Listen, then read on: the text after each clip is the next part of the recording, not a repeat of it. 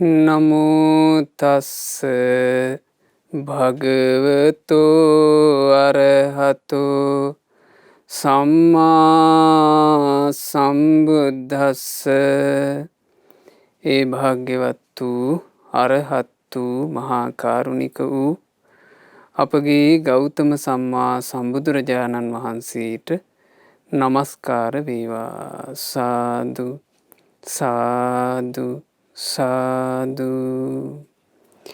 සදහවත් වාසනාවන්ත පින්වතුනේ, අද දවසේ ඒ අමා නිවන් දුටු රහතන් වහන්සේලා මේ උතුම් වූ ධර්ම දේශනාවෙන් අපි ඉගෙන ගන්නේ මේ බුද්ධ ශාසනයේ වැඩ සිටි ආශ්චර්යමත් ශ්‍රාවක රත්නයක්, මහා තේජාන්විත ශ්‍රාවක රත්නයක් වන අපගේ අංගුලිමාල මහරහතන් වහන්සේ ගැන. යමෙකුට මේ බුද්ධ ශාසනයේ කීකරුකම කියන උතුම් ගුණය ඇති කරගන්න ඕන කියලා හිතක් තියෙනවා නම්, ඒ කෙනා නිරන්තරයෙන් වන්දනා කර කර ආශිර්වාද ලබා ගත යුතු උත්තමයෙක් අපේ අංගුලිමාල මහරහතන් වහන්සේ. මේ බුද්ධ ශාසනයේ මං ගුරු ගෞරවය ඇති කරගන්න ඕන කියලා කෙනෙක් හිතනවා නම්, ආන්ගේ කෙනා නිරන්තරයෙන් වන්දනා කළ යුතු උත්තමයන් වහන්සේ අපේ අංගුලිමාල මහරහතන් වහන්සේ.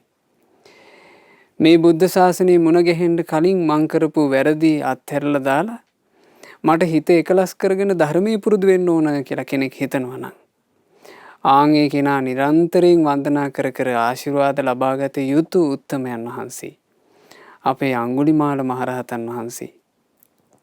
ධර්මයේ හැසිරෙනකොට නොයෙක් බාධා කරදර පීඩා එනවනම්, ඒ බාධා කරදර පීඩා මැඩගෙන මං ධර්මයේ හැසිරෙන්න ඕන කියලා හිතන කෙනෙක් නිරන්තරයෙන් වන්දනා කර කර ආශිර්වාද ලබාගත යුතු උත්තමයන් වහන්සේ අපේ අංගුලිමාල මහරහතන් වහන්සේ.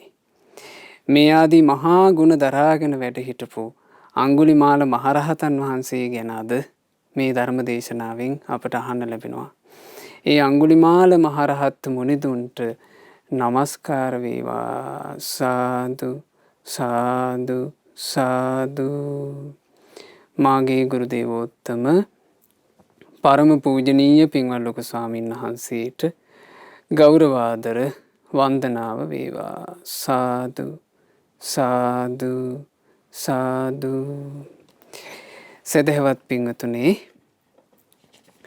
අද දවසේ මේ උතුම් ධර්ම දේශනාව විකාශනය කිරීම සඳහා දායකත්වයන් දරනු ලබන්නේ ඉසුරු නිවස බෝගහ මඩිත්ත හාලියල කියන ලිපිනේ පදිංචි පින්වත් නිලන්ත මහතා සහ ඉරෝෂි මාලා මහත්මිය ඇතුළු ඒ පින්වතුල්ලා විසින්.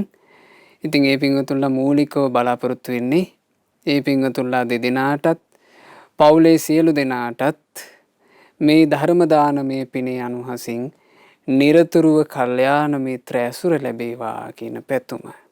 ඇත්තෙම පින්වතුනේ, කල්යාණ මිත්‍ර ඇසුර ප්‍රාර්ථනා කරන කෙනෙක්, කල්යාණ මිත්‍ර ඇසුරට ආසා කෙනෙක් නිතර වන්දනා කර කර ආශිර්වාද ලබාගත යුතු උත්තමයන් වහන්සේ අංගුලිමාල මහරහතන් වහන්සේ.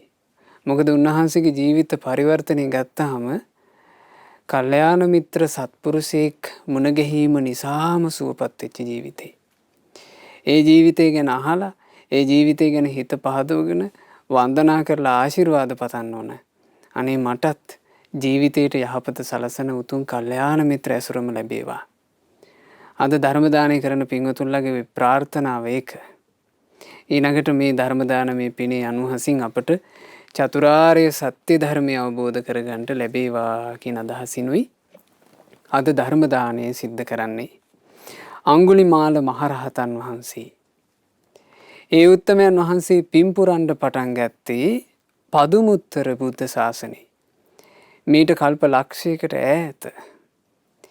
ඒ ඈත අතීතයේ ඉඳලා පින්පුරාගෙන පැමිණෙන මේ බුද්ධ ශාසනයේ අපේ ගෞතම අරහත් සම්මා සම්බුදුරජාණන් වහන්සේ පහළ වෙන යුගයේ පුණ්‍ය තේජස් ඇතුව උපදිනවා. උන්වහන්සේ උපන්නේ කොසල් රජුරුවන්ගේ පුරෝහිත බ්‍රාහ්මණයා භාර්ගව බ්‍රාහ්මණයා. ඔහුගේ බිරිඳ මන්තානී බැමිණිය. මේ දෙදෙනාට දාව මේ පුණ්‍ය තේජස් ඇති පුත්‍රයා උපදිනවා. උපදිනකොට මුළු සැවැත් නුවරම ආයුධ දිලිසුණා. පින් තේජස. මුළු සැවැත් නුවරම අවියායුධ දිලිසෙන්න ගත්තා. කොසල් රජුරුවන්ගේ මාලිගාවේ රජුරුවෝ නිදාගන්න යහනට නුදුරු වෙන්න තමයි රජුරුවන්ගේ මඟුල් අසිපත තියෙන්නේ. මේ මංගල අසිපතත් මහා කාන්තිමත් විදිහට දිලිසුණා. කොසල් රජුරුවන්ට ඒක අදහා ගන්න බැරුව මොකද්ද මේ සිද්ධ වෙච්ච එක කියලා රෑ 5 වෙනකන් නිින්ද ගියේ නෑ කියනවා. භාර්ගව කියන පුරෝහිත බ්‍රාහ්මණයා ඊළඟ දවසේ රජමාලිගාවට පැමිණෙනවා. පැමිණුණාම කොසල් රජුරුව කියනවා භාර්ගව පුරෝහිත බ්‍රාහ්මණය ඊයේ රාත්‍රියේ මැදියන් රැය වගේ වෙලාවේ මේ රජමාලිගාවේ අවියායුධ දිලිසුණානේ. මම මේ හිතේ ගින්නේ එළි වෙනකන් මොකද්ද මේ ආයුධ දිලිසෙන්න හේතුව? ඒ වෙලාවේ අංග ලක්ෂණ ශාස්ත්‍රයේ ත්‍රිවේදයේ කෙල පැමිණි මහා දැනුගත් පුරෝහිත බ්‍රාහ්මණයා භාර්ගව බමුණා කියනවා රජතුමනි හේතුව මන් දන්නවා. හේතුව මාගේ නිවසේ මාගේ බිරිඳට පුත්‍රයෙක් උපන්නා. ඒ පුත්‍රයාගේ උපත සිද්ධ වෙච්ච වෙලාවේ තමයි ආයුධ දිලිසුනේ. එතකොට කොසල් රජුරුවෝ කියනවා එසේනම් ඒ පුත්‍රයා මහා තෙද ඇති මහා බල ඇති පින් ඇති කෙනෙක් වෙන්න ඇති. එතකොට භාර්ගව කියන බමුණ කියනවා රජතුමනි ඔහුට තෙද තියෙනවා. ඔහුට මහා බල තියෙනවා. හැබැයි ඒ උපන් වෙලාව අනුව ගත්තාම අපේ ශිල්පවලට අනුව නම් තේරෙන්නේ ඔහු අනාගතේ හොඳ කෙනෙක් වෙන්නේ. ඔහුගේ අනාගතේ හරි අඳුරුයි. ඔහු අනාගතේ මැඩලන්ට බැරි සොරෙක් වෙන බවයි පේන්නේ. එතකොට කොසල් රජුරුවෝ මේ භාර්ගව බමුණ තමන්ගේ පුතා ගැනනේ කියන්නේ.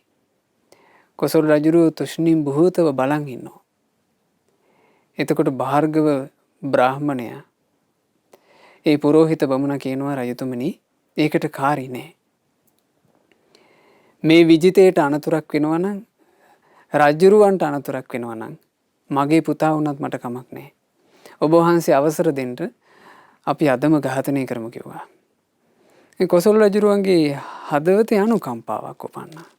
රජුරුව කියනවා නෑ නෑ භාර්ගව යම් නරක ආශ්‍රයක් සිද්ධ වුණොන්නේ දරුවෙක් නරකට හැරෙන්නේ. ඒ නිසා අපි පුත්‍රයාව හොඳ යහපත් ඇසුරකම ඇති දෙඩි කරමු.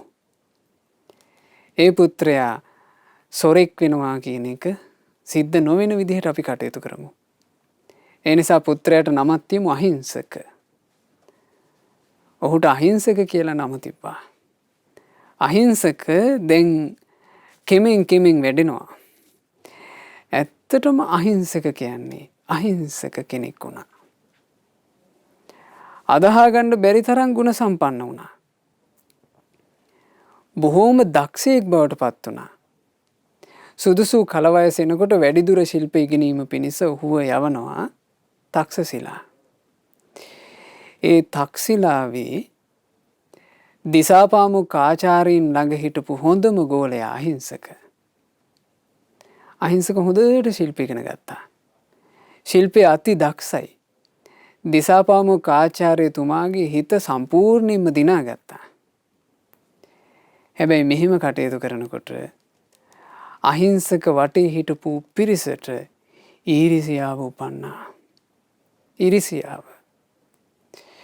වර්තමානයේ ගත්තත් හරියට පැතිරලා තියෙන එක ඊරිසියාව. තව කෙනෙකුගේ දියුණුව දකින්නකොට හූල්ලනවා. තව කෙනෙක් ඉස්සරහට යනකොට හූල්ලනවා. තව කෙනෙක් සුවසේ ඉන්නවා දකින්නකොට හූල්ලනවා. තව කෙනෙකුට පැසසුම් ලැබෙනකොට හූල්ලනවා ඊරිසියාව. මේ ඊරිසියාව වටේ හිටපු කාණ්ඩෙට හටගත්තනේ. ඒ ඊරිසියාව නිසා අහිංසකව යොදාගෙන නරක කතාවක් ගෙතිවා.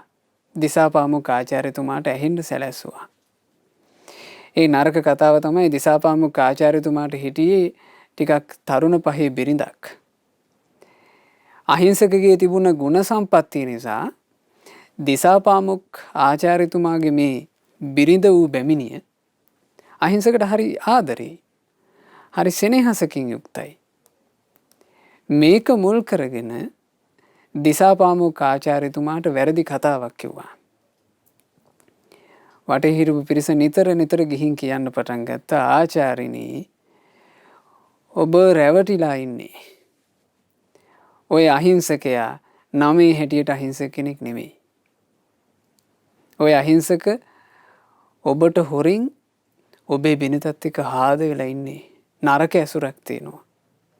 නිතර දිසාපාමුක් ආචාර්යතුමාට මේක කියනකොට දිසාපාමුක් ආචාර්යතුමාගේ හිත බිඳුනා.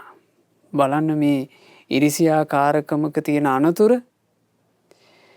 මේ දහම් කතාව අහනකොට පින්වතුනි ඒකත් තේරුම් ගන්න ඕන. අහිංසකෙක් දරුණු චරිතයක් බවට පත් කළා මේ ඉරිසියාව.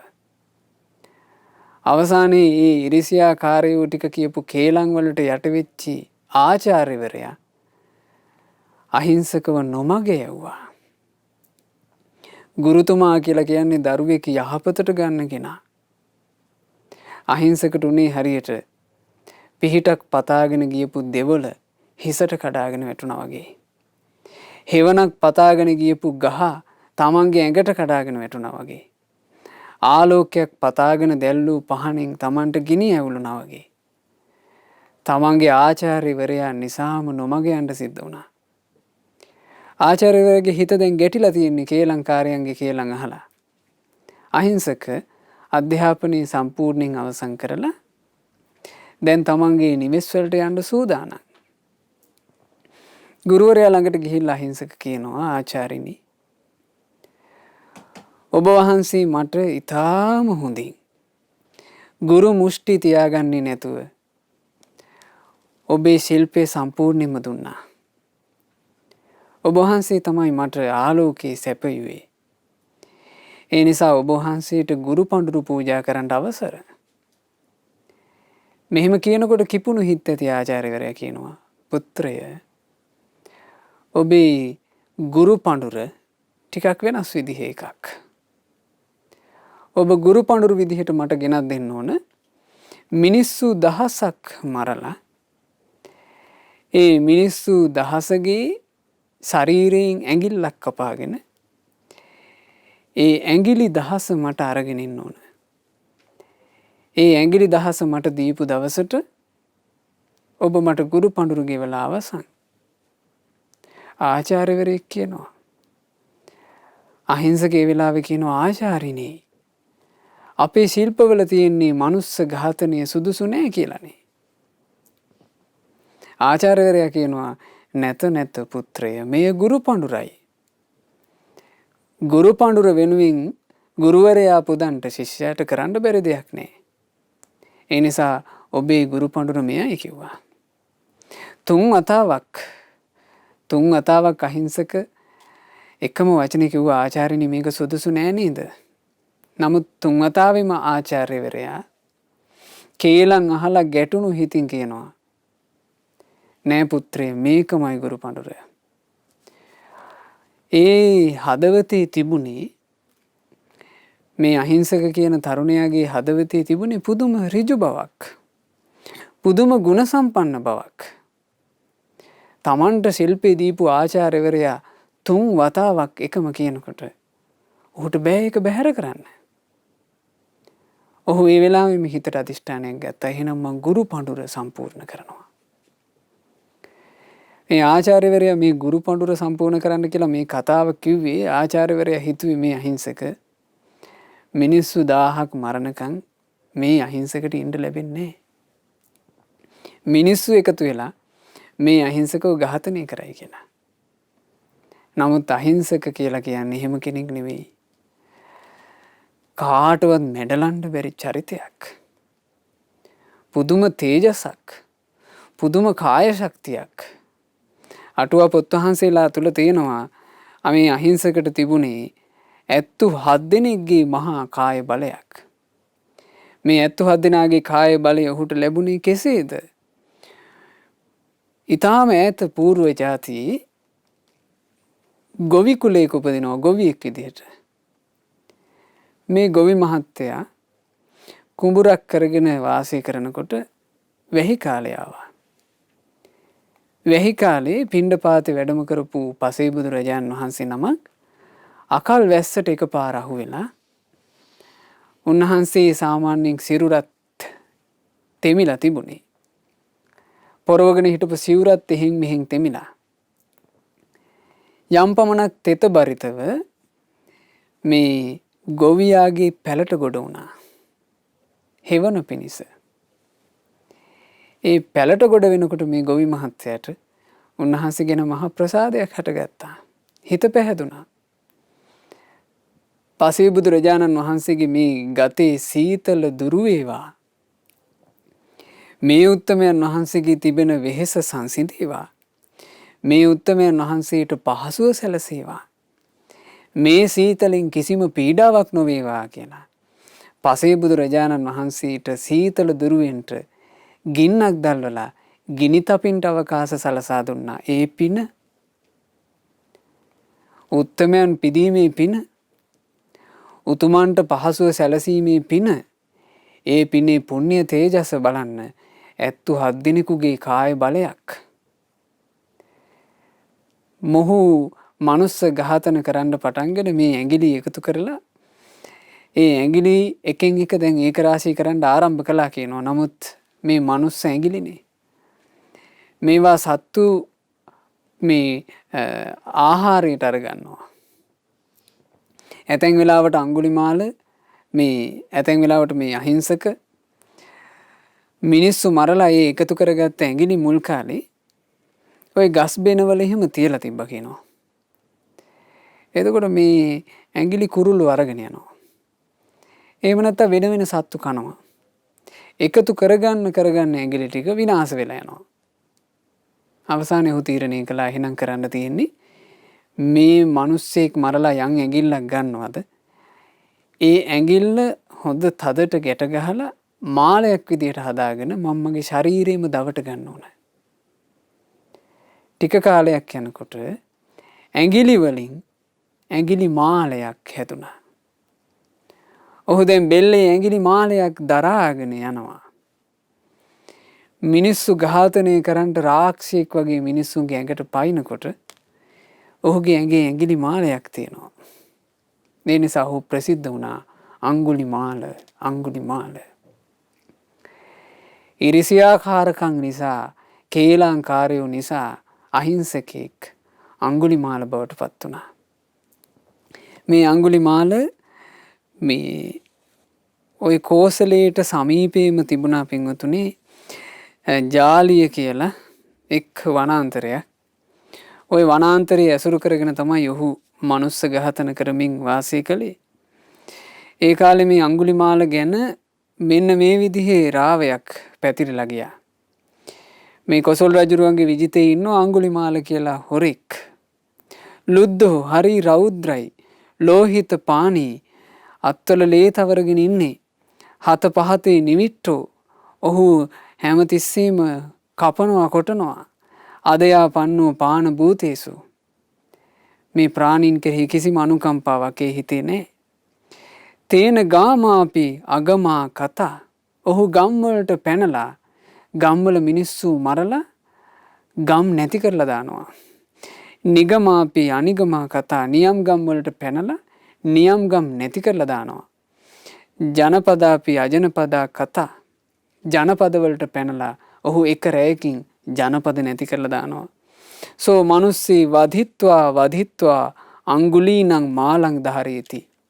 ඔහු මිනිස්සු මරලා ඇඟිලි කපාගෙන ඇඟිලි වලින් මාලයක් දරාගෙන ඉන්න මෙහෙම ප්‍රසිද්ධ වුණා.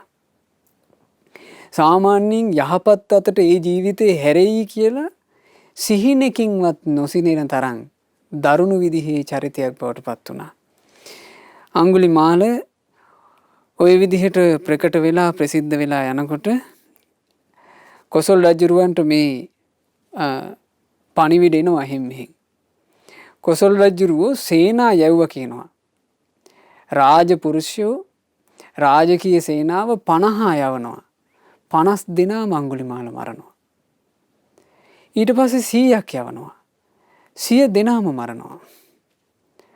අංගුලිමාලව අල්ලන්න බැරුව ගියා. පස්සේ මේ භාර්ගව බ්‍රාහ්මණතුමාගේ මාර්ගයෙන්, භාර්ගව කියලා කිව්වේ කවුද? කොසල් රජුරුවන්ගේ පුරෝහිත බ්‍රාහ්මණයා. මේ පුරෝහිත බ්‍රාහ්මණයාගේ මාර්ගයෙන් මන්තානි බැමිණිය අංගුලිමාල ගැන දැනගත්තා. අම්මනේ, අම්මා කියන්නේ දරුවන් කෙරෙහි ස්නේහය ඇට මිදුළු ඇතුලේ තැන්පත් වෙලා. අම්මට උහුල ගන්න බැරුව ගියා. ඇඟිලි වලින් මාල දරාගෙන හිටියත්, මිනිස්සු කපකපා පෙති ගහමින් හැසිරුණත් ඒ මගේ පුතා. අම්මා තීරණය කළා, එහෙනම් මම මගේ පුත්‍රයාව බේරගන්න යන්න ඕන, නැත්තම් මේ කොසල් රජුරුවෝ ඒ කාන්තේම්ම සේනා සංවිධානය කරගෙන ගිහිල්ලා මගේ පුත්‍රයාව ඝාතනය කරයි. මගේ පුත්‍රයා මාව දැක්කොත් මං මගේ පුත්‍රයාගේ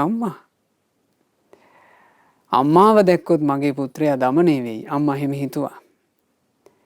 එහෙම හිතලා අර ජාලිය කියන වනාන්තරයට නික්මෙන්න ඒ අම්මා පිටත් වෙච්චි දවසේ, ඒ පිටත් වෙච්චි දවසේ අංගුලිමාල කියලා කියන්නේ මේ විදිහේ මනුස්ස ඝාතන කර කර හැසිරුණත් සසරේ පිම්පිරූ කෙනෙක්. ඒ නිසා ඒ භාග්‍යවත් වූ අරහත් වූ මහා කාරුණික වූ ශාන්තිදායක වූ සැනසිලි දායකයන් වහන්සේ වන අපගේ භාග්‍යවත් අරහත් ගෞතම සම්මා සම්බුදුරජාණන් වහන්සේ මහා කරුණා නේත්‍රයෙන් ලෝකේ බලනකොට බුදුරජාණන් වහන්සේට අංගුලිමාල පේන්න ගත්තා. කුරිරු මනුස්ස ඝාතකෙක්, 100කටවත් මනින්න බැරි කෙනෙක්. බලවත් පුරුෂයෝ 100 කණ්ඩායම් ගියත් අංගුලිමාලගේ බලය හමුවේ ඒ හැමදෙනාම පරදිනවා. මිනිස්සු සාප කරනවා අංගුලිමාල අපේ අහවල්ලු මැරුවා කියලා.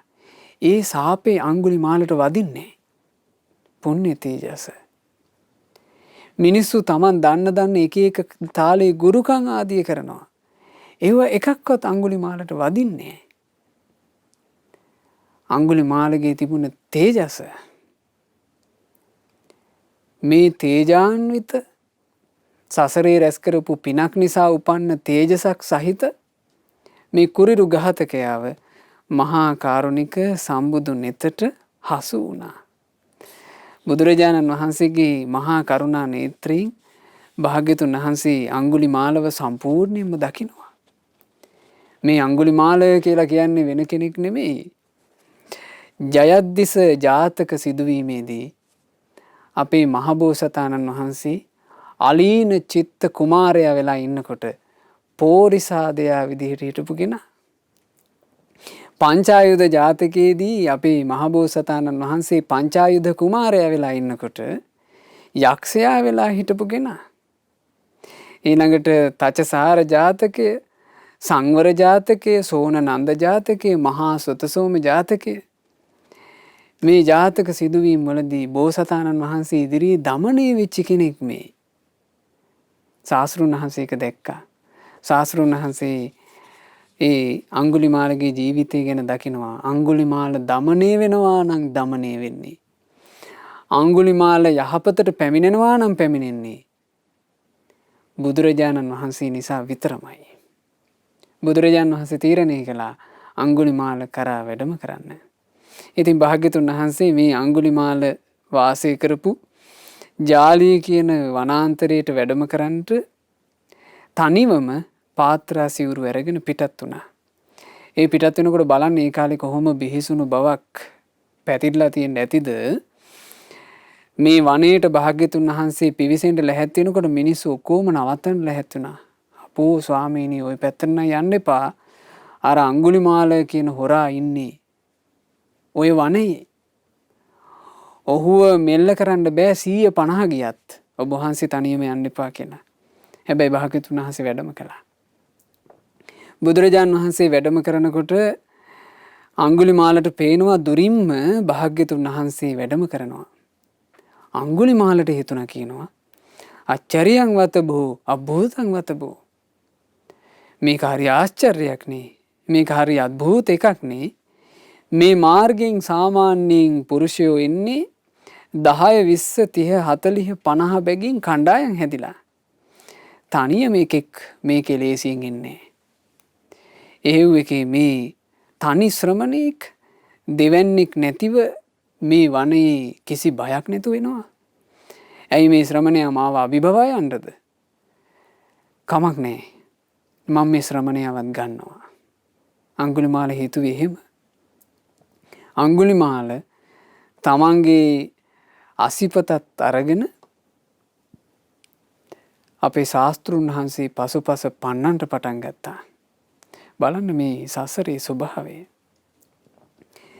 තමන්ට සැනසෙල්ල දෙන්න එන, තමන්ට ශාන්තිය ලබා දෙන්න එන, තමන්ව මේ වැටිලා ඉන්න ආගාධයෙන් ගොඩ ගන්නට එන කල්යාණ මිත්‍රයන් වහන්සේ වඩිනවා.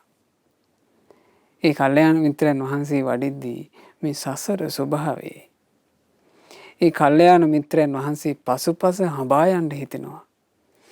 අසිපත උස්සගෙන පැන්නවා.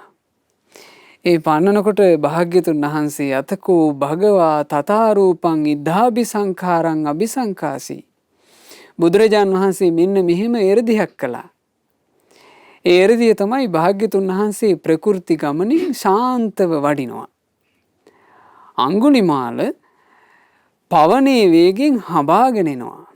බුදුරජාන් වහන්සේගේ එරදිය තමයි අංගුලිමාල කොච්චර වේගෙන් ආවත් ශාන්ත සංසුන් ගමනින් වඩින මට සමීප වෙන්න නොලැබේවා. මේ එරදිය. මේ එරදියෙන් භාග්‍යතුන් වහන්සේ වැඩම කළා පින්වතුනේ යොදුන් 3ක්. යොදුන් 3ම අංගුලිමාල පෙන්නවා. අංගුලිමාලට දැන් ඇති. කවදාවත් අංගුලිමාල මෙච්චර දුරක් කෙනෙක්ව හඹාගෙන ගිහිල්ලා නැහැ. අංගුලිමාලට හිතෙනවා මේක හරි පුදුම සහගත දෙයක් නේ අද මේ වෙන්නේ.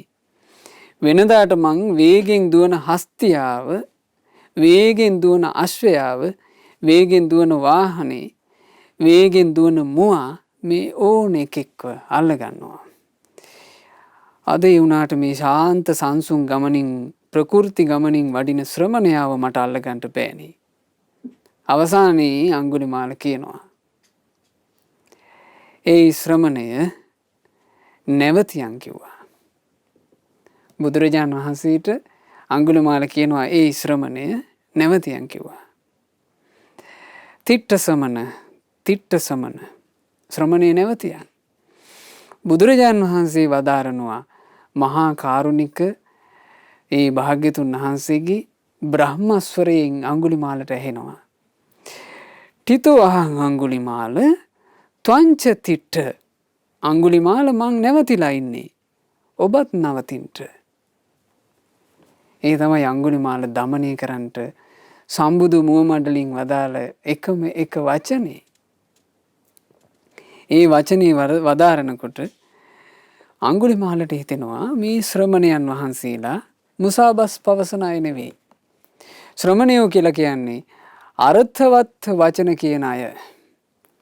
ඒ තද මේ ශ්‍රමණයා තමන් වහන්සේ වඩිමින් ඉද්දිම නැවතුණා කියලා බොරුවක් කියනවා. මං නැවතිලා හැටි අරින කෙනා මට නවතින්න කියලා කියනවා. මේක කොහොමද? ගච්ඡං වදේසි සමන තිතෝම්හි. ඒ ශ්‍රමණේ ඔය යන ගමන් නේද හිටියා කියලා කියන්නේ. මමංච බ්‍රූසි තිතං අට්ඨිතෝති. සිටින්නා වූ මට නේද නොසිටිනවා කියන්නේ. පුච්චාමි තං සමන ඒත මත්තං. ඒ ශ්‍රමණේ මේ කතාවේ තේරුමයි මන් දැන් අහන්නේ. කතං තිතෝ ත්වං අහමට්ඨිතොම්හි. ඔබ ඔය විදිහට ඉන්නේ කොහොමද? මං මේ විදිහට නොඉන්නේ කොහොමද? අංගුලිමාල ඇහුවා. භාග්‍යතුන් වහන්සේ වදාලා තිතෝ අහං අංගුලිමාල සබ්බදා සබ්බේසු භූතේසු නිධාය දණ්ඩං තුවංච පානේසු අසඤ්ඤතෝසී තස්මාටිතෝහං තුව මට්ඨිතෝසී. අඟුලිමාල මං ඉන්නේ මෙන්න මෙහෙමයි.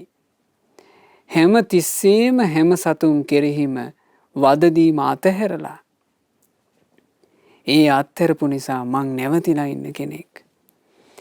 ඒ වුණාට ඔබ නොසිටින්නේ මෙහෙමයි. ඔබ සතුන් ගැන කිසිම අනුකම්පාවක් නැති කෙනෙක්. ඒ නිසා මං නැවතිලා. ඔබ නැවතිලා නැහැ. අඟුලිමාල නවතින්න.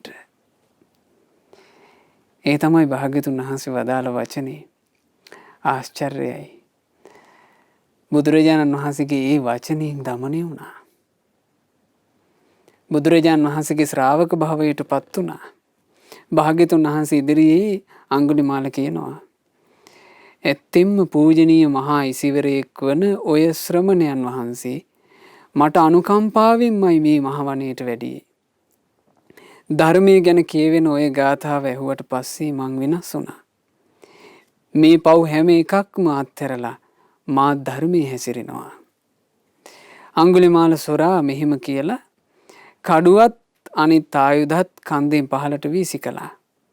සුගතයන් වහන්සේගේ සිරිපතුල් ළඟ වැඳ වැටුණා. උන්වහන්සේගෙන් මහාන වෙන්න අවසර ඉල්ලා හිටියා. මහා ඉසිවර බුදුරජාණන් වහන්සේ හරීම කරුණාවන්තයි. සදේවක ලෝකයාටම නිවන් මඟ පෙන්වා දෙන ශාස්ත්‍රුන් වහන්සේ.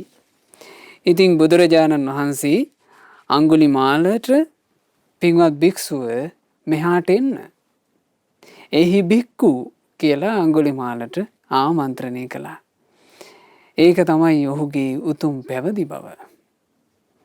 අඟුලිමාලට එහි භික්ඛු පැවිද්ද ලැබුණා.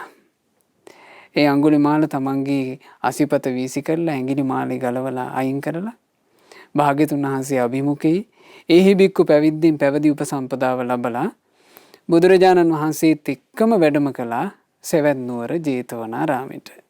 දැන් ඕන්න සිදුවීම ඔය අතරේ සිද්ධ වෙනවා මෙහෙම එකක්. අඟුලිමාලව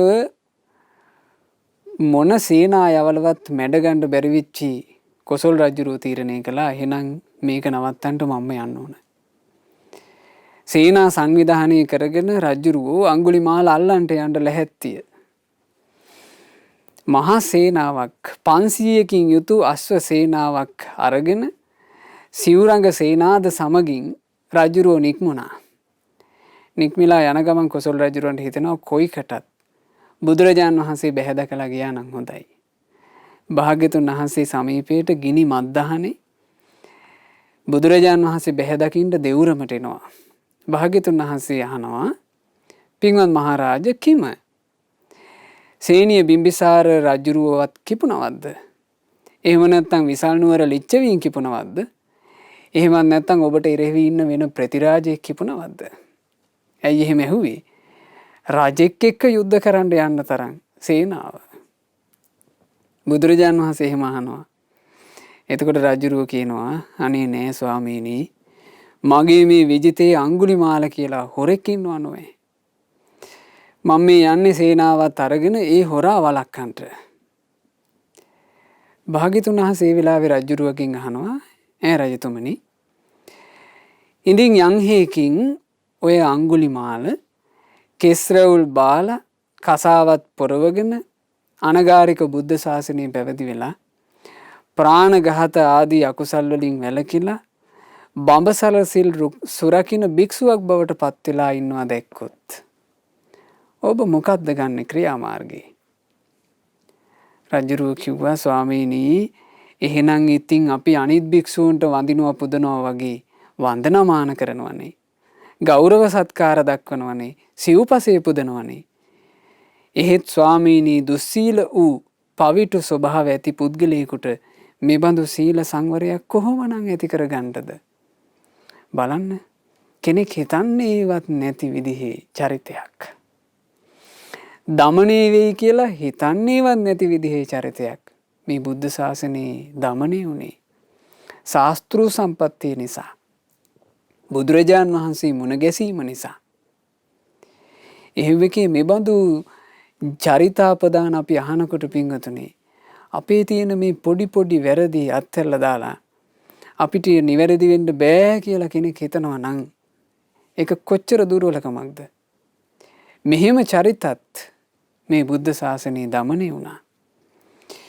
එතකොට භාග්‍යතුන් වහන්සේ කොසල් රජුරවන්ට පෙන්නනවා. ඊට නොදුරින්ම වාඩි වෙලා පළඟක් බැඳගෙන ඉන්න අඟුලිමාලයන් වහන්සේව. භාග්‍යතුන් වහන්සේ පෙන්වුවා පින්වත් මහරජ ඔය ඉන්නේ අඟුලිමාල තමයි කිව්වා. ඔය ඉන්නේ අඟුලිමාල තමයි කියලා කියනකොටම කොසල් රජුරවන්ට මහා බිහිතියක් හටගත්තා කියනවා. ලොමු ඩහ ගැනීමක් ඇති වුණා. ඒ බය ලොමු ඩහ ගැනීම ඇති වෙනකොටම භාග්‍යතුන් වහන්සේ කොසල් රජුරුවන්ගේ අතින් අල්ලනවා. කොසල් රජුරුවන්ගේ අතින් අල්ලපු ගමන් රජුරුවන්ට තිබ්බ බය නැතුව ගියා. පින්වත් මහරජ බය වෙන්න එපා. ඔබට මේ භික්ෂුවගෙන් කිසිම බයක් වෙන්න කාර්යයක් නැහැ. එහෙම කිව්ව ගමන් කොසල් රජුරුවන්ගේ හිතේ තිබුණ බය සම්පූර්ණයෙන් නැතුව ගියා. කොසල් රජුරුව අපේ අඟුලිමාල තෙරුන් වහන්සේ ළඟට ඇවිල්ලා අහනවා. ස්වාමීනි අපගේ ආර්යයන් වහන්සේ අඟුලිමාලමද? එසේ මහරජ. ස්වාමීනි ආර්යයන් වහන්සේගේ පියා කවර නාමයකින් යුක්තවද? මෑණියන් කවර නාමයකින් යුක්තද? මහරජය මගේ පියාගේ නම ගර්ග භාර්ගව. මෑණියන්ගේ නම මන්තානි. එතකොට කොසල් රජුරුව දැනගත්තා එකත් එකටම මේ නම් ඒ අහිංසකයන්. මේ නම් අඟුලිමාලමයි. ඊට පස්සේ රජුරුව ආමන්ත්‍රණය කළේ ඒ කාලේ සාමාන්‍ය භික්ෂුන් ආමන්ත්‍රණය කළේ මේ ක්‍රමයට. රජුරුව ආමන්ත්‍රණය කළේ මෙහෙම. ස්වාමීනි ගර්ග මන්තානි පුත්‍රයන් වහන්සේ එහෙමනම් ශාසනයේ ඇලී වාසය කරන්නට අපි හැකි හැම අයුරකින්ම අපගේ ගර්ග මන්තානි පුත්‍රයන් වහන්සේට සිව්පසෙන් උපස්ථාන කරනවා.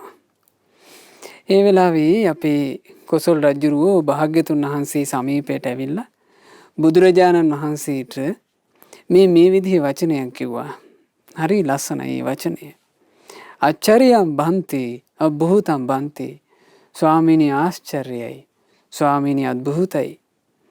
යාවංචිදම් බන්තේ භගවා අදන්තානං දමේතා. භාග්‍යතුන් වහන්සේ දමනය නොවුවන් දමනය කරන සේක.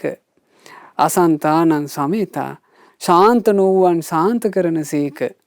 අපරිනිබ්බුතානං පරිනිබ්බාපේතා.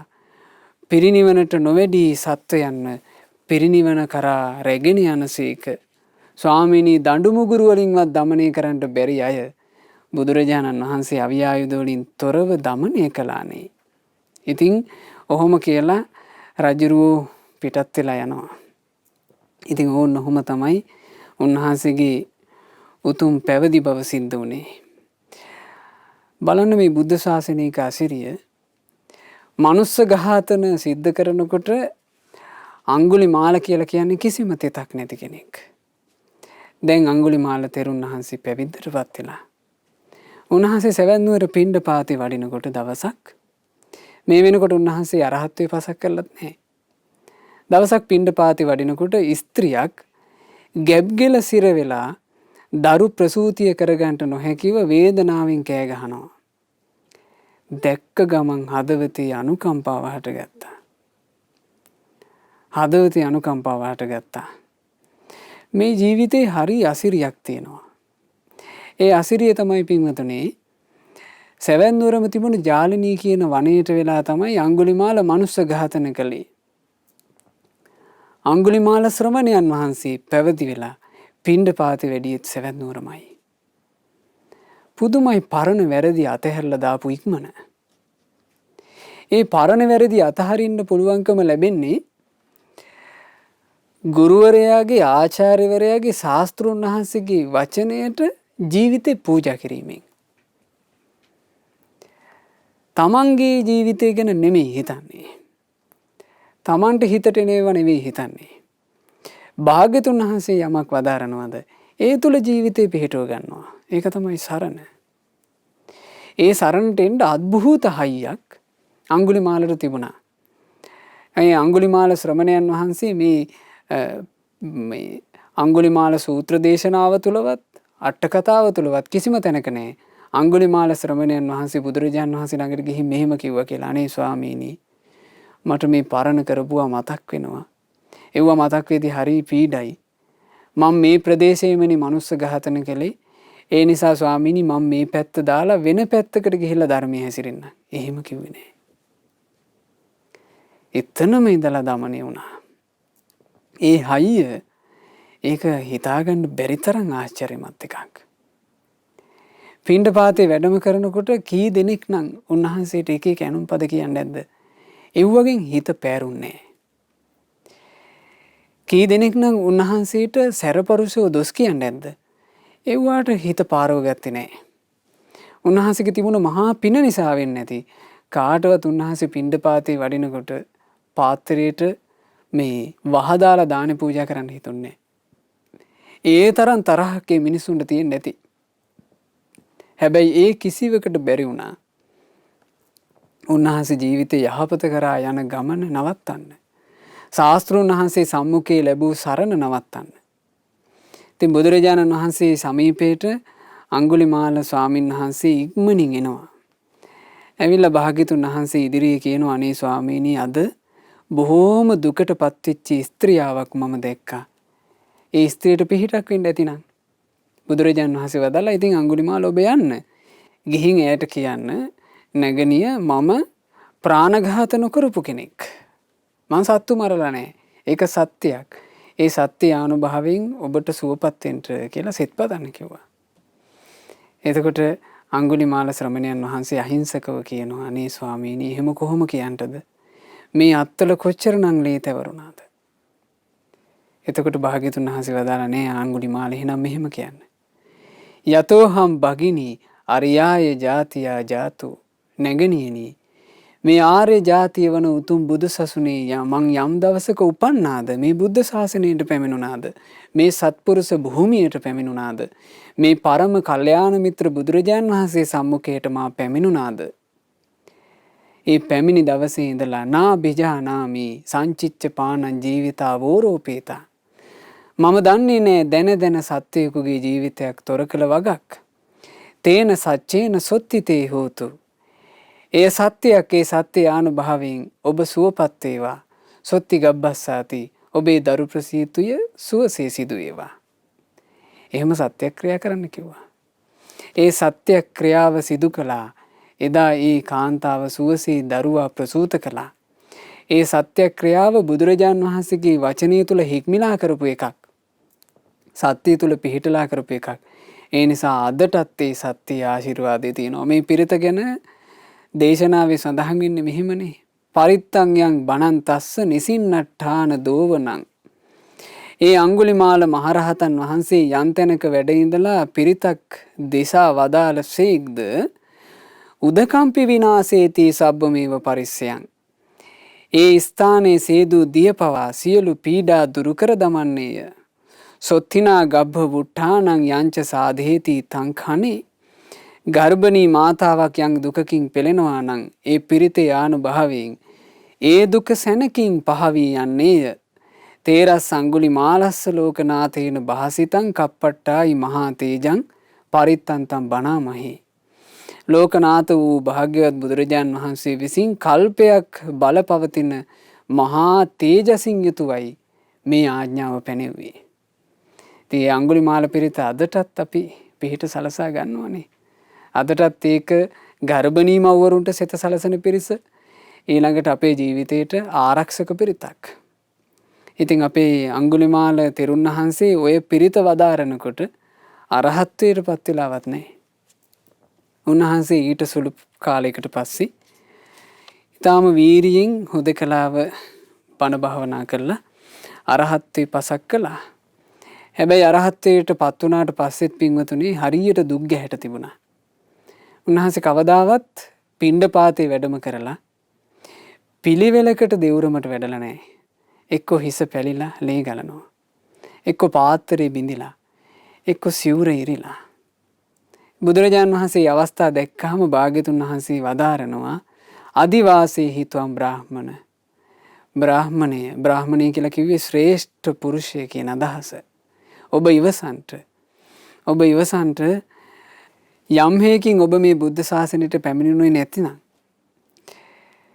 ඔබ කල්ප ගානක් නිරේ විඳවන්න තියෙන ඒවා තමයි මේ දැන් විඳවන්නේ. ඒ නිසා බ්‍රාහ්මණය ඉවසන්ට කියලා.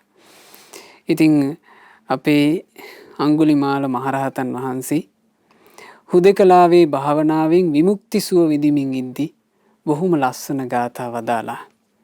මේ ගාථා පින්වතුනි තේරී ගාථා පොත් වහන්සේ තුල තියෙනවා. ඉතින් ගාථා අර්ථ ලොකුවට තෝරන්න කාලයක් නැහැ. නිසා මම මේ ගාථා ටික උන්වහන්සේගේ සුන්දර අදහස්. කවුරු හරි කෙනෙක් කලින් දහමේ හැසිරෙන්න පමා වෙලා හිටියත් පස්සේ කාලෙක අප්‍රමාදීව දහමේ හැසිරුණොත් එයා මේ ලෝකේ එළිය කරනවා වලාකුලින් මිදුන පුන් සඳක් වගේ.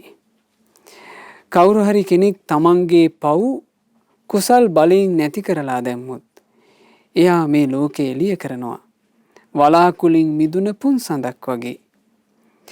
කොයිතරම් තරුණ භික්ෂුවක් වුණත් සීල සමාධි ප්‍රඥාවේ යෙදෙනවා නම් එයා මේ ලෝකේ එළිය කරනවා වලාකුලින් මිදුන පුන් සඳක් වගේ. ඇත්තෙන්ම මගේ සතුරන්ටත් ඇහෙන්න ඕන මේ චතුරාර්ය සත්‍ය ධර්මයමයි. මගේ සතුරන් හැසිරෙන්න ඕනත් සීල සමාධි ප්‍රඥාවෙමයි. මගේ සතුරුත් ඇසුරු කරන්න ඕන මේ උතුම් චතුරාර්ය සත්‍ය ධර්මයේ පෙන්වා දෙන සත්පුරුෂ උතුමන්වයි. ඉවසන ගුණයෙන් යුතු මෛත්‍රියට ප්‍රශංසා කරන ඒ උතුමන්ගේ ධර්මයේම මාගේ සතුරෝ දාසත්වා. ඒ උතුම් ධර්මයේම අනුගමනය කරත්වා. ඒ මාගේ සතුරෝ මට හෝ වෙන කෙනෙකුට හෝ හිංසා නොකරත්වා. දැන් අංගුලිමාල පරම ශාන්තියට පැමිණිලා ඉන්නේ. තැති ගන්න සතුනුත් තැති නොගන්නා රහතුනුත් රකින්නවා. වතුර අදින අය තමන් කැමති දිශාවට වතුර ගෙනියනවා. හී වඩුවන් ඊතලවල ඇදෑරලා කෙලින් කරනවා. ලී වඩුවන් කැමති විදිහට ලී නවනවා. ආන්ගේ විදිහමයි බුද්ධිමත් කෙනා තමන්ගේ ජීවිතය දමනය කරගන්නවා. සමහර උදවිය දඬු මුගුරු වලිනුත් හෙන්ඩුවෙනුත් කසේනුත් තමයි අනුන්ව දමනය කරන්නේ. ඒ වුණාට දඬු මුගුරු නැතිවයි අවි ආයුධ නැතිවයි අකම්පිත සිත් ඇති බුදුරජාණන් වහන්සේ මාව දමනය කළේ. ඉස්සර මට අහිංසක කියලා කීවේ අනුන්ට හිංසා කරද්දිමයි. ඒත් දැන් මං කාටවත් හිංසා නොකරන ඇත්තටම අහිංසක කෙනෙක්. මං ඉස්සර අංගුලිමාල නමින් ප්‍රසිද්ධ වෙලා හිටපු හොරා. මාව සංසාර සැඩපහරට අහුවෙලා ගහගෙන යනකොට තමයි බුදුරජාණන් වහන්සේව මට සරණ යන්න ලැබුණේ. ඉස්සර මං අත්තල්ලේ තවරාගෙන ප්‍රසිද්ධ වෙලා හිටිය අංගුලිමාල නමින්. එහෙත් උතුම් තිසරණයට පැමිණීමේ ආනිසංසය බලන්ට සියලු භවරැහැන් මුලින්ම කපලා දැම්මා. මගේ අත්තින් අපායට යන්න බොහෝ පව් සිද්ධ වුණා. එහෙත් දැන් මං විපාක විඳින්නේ මේ ජීවිතේදී විතරයි. අනුන්ගේ දානි මං වළඳන්නේ ණය නැතිව. බලන්න පින්වතුනි මේ අර්ථවල සුන්දරත්වය. අඥාන ජනතාව බාහිර වැඩ කටයුතු වලට මුළු ජීවිතේම කැප කරනවා. ධර්මයේ හැසිරීම ප්‍රමාද කරනවා. නමුත් බුද්ධිමත් කෙනා අප්‍රමාදීව ධර්මයේ හැසිරෙන්නේ උතුම් ධනයක් රැකගන්නවා වගේ. ධර්මයේ හැසිරීම පිණිස ප්‍රමාද වෙන්න එපා. කාම සැපේ මැලී වාසය කරන්න එපා. අප්‍රමාදීව භාවනා කරන කෙනා තමයි උතුම්ම සැපේ ලබා ගන්නේ. සම්බුදු සසුනට මං ආපු එක කොයි තරම් හොඳ දෙයක්ද. මේක වැඩකට නැති දෙයක් නෙවෙයි. අනික මේ මං කියන්නේ වැරදි මතයකුත් නෙවෙයි. විස්තර වශයෙන් පහදලා දෙන ඒ චතුරාර්ය සත්‍ය ධර්මයේ තුලිනුයි මං උතුම් නිවනටපත් උනේ. බුදුරජාණන් වහන්සේගේ සසුනට මං ආපු එක කොයි තරම් හොඳද. මේක වැඩකට නැති දෙයක් නෙවෙයි. මේ මං කියන්නේ වැරදි මතයකුත් නෙවෙයි. මං ත්‍රිවිද්‍යාව ලැබුවා. බුද්ධ ශාසනය සම්පූර්ණ කරගත්තා. අංගුලිමාල රහතන් වහන්සේ. ඉස්සර මං මහ වනයේ ගහක් යට ගල් එනක තැනින් තැන හිටියේ කලබල හිතකින්. ඒත් දැන් මම සැපසේ නිදා ගන්නවා. සැපසේ සිටිනවා. සැනසිල්ලේ ජීවිතේ ගෙවනවා. මාරයාගේ උගුලින් මං පැනගත්තා. අහෝ මාගේ ශාස්තෘන් වහන්සේ මට කොයි තරම් අනුකම්පා කළාද. ඉස්සර මව්පිය දෙපාර්ශවයෙන්ම පිරිසිදු බමුණු කුලයකයි මං උපන්නේ. එහෙත් දැන් මම ධර්මරාජ වූ සුගත වූ ශාස්තෘන් වහන්සේගේ පුත්රුවණක්. මා තුළ දැන් තණ්හාවක් නෑ. උපාදාන නෑ. ඉදුරන් රැකගෙන සංවර වෙලා ඉන්නේ. මේ දුකේ මුල මං නැති කළා. ආශ්‍රව නැති කරලා අරහත්වයට පත් වුණා. මං ශාස්තෘන් වහන්සේව ඉතා ගෞරවයෙන් ඇසුරු කළා. බුදු සසුන සම්පූර්ණ කරගත්තා. කෙලෙස් බර බිම තිබ්බා. බවරැහෙන් මුලින්ම කපලා දැම්මා.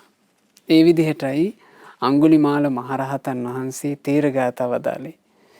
ওই තේරගාථා වදාරලා නොබෝ කලකින්ම උන්වහන්සේ පිරිනුවම් පාවදාලා. ඇත්තෙම මේ බුද්ධ ශාසනයේ උන්වහන්සේට තිබුණේ පින්වතුනි හිතාගන්න බැරි තරම් තේජසක්. ඒ තේජස ලැබෙන්නත් හේතුව పూర్ව ජාතිවල කරපු අසිරිමත් පින්. ඒ පින්කම් ගැන ඔබට කෙටියෙන් සිහිපත් කරනවා නම් උන්වහන්සේ పూర్ව අත්භවවලදී භික්ෂූන් උදෙසා අවශ්‍ය කරන බෙහෙත් පිණිස උවමනා කරන මිරිස්, වියලි ඉඟුරු, තිප්පිලි වගේ කුළු බඩු වර්ග හරියට පූජා කරලා තියෙනවා. ඊළඟට අතීතයේ පින්පුරාගෙන ඉන්න ගමනේ භික්ෂූන්ට ශරීරයේ වෙහෙස සංසිඳවා ගන්න ඊළඟට සීතල දුරු කරගන්න උවමනා කරන ගිනි කබල් ආදිය පුදලා තියෙනවා. ඊළඟට දර පැලීම උදෙසා අවශ්‍ය කරන පොරව ආදී ආයුධ පූජා කරලා තියෙනවා. මා හිතන්නේ පින්වතුන්ලාත් ඇතැම්මු ආයුධ පූජාව සිද්ධ කරලා ඇති. ඉතින් හිත සන්තෝෂ කරගන්න. ඊළඟට ගිලන් වූ භික්ෂුන් වහන්සේලාට සීතල අධික කාලේ සීතල නසා ගන්නට සුදුසු විදිහේ කම්බිලි ආදිය. දැන් ගිලන් වුණාට පස්සේ ස්වාමීන් වහන්සේලාට ඒ කම්බිලි ආදිය පොරවන්න කැපයි. ඉතින් මේ විදිහේ කම්බිලි ආදියත් පූජා කරලා තියෙනවා. ඒ හින්දා තමයි අසාමාන්‍ය තේජස. තේජසින් අසාමාන්‍යයි. ඉතින් අසාමාන්‍ය තේජසක්, අසාමාන්‍ය ගුරු ගෞරවයක්, අසාමාන්‍ය ශාස්ත්‍ර ගෞරවයක්, ඊළඟට අසාමාන්‍ය ශක්තිමත් හිතක්. තමන්ගෙන් වෙච්චි මහා වැරදි එක සැනකින් අත්හැරලා දාන්න පුළුවන් තරම් ශක්ති සම්පන්න හිතක් මේ ඔක්කොම අංගුලිමාල මහරහතන් වහන්සේට තිබුණා. ඉතින් ඒ අංගුලිමාල මහරහතන් වහන්සේ අමෘත නිවනේ සැනසීලා පිරිනිවන් පාවදාලා. අදටත් අංගුලිමාල මහරහතන් වහන්සේ නිසා අපි සිත සලස ගන්නවා.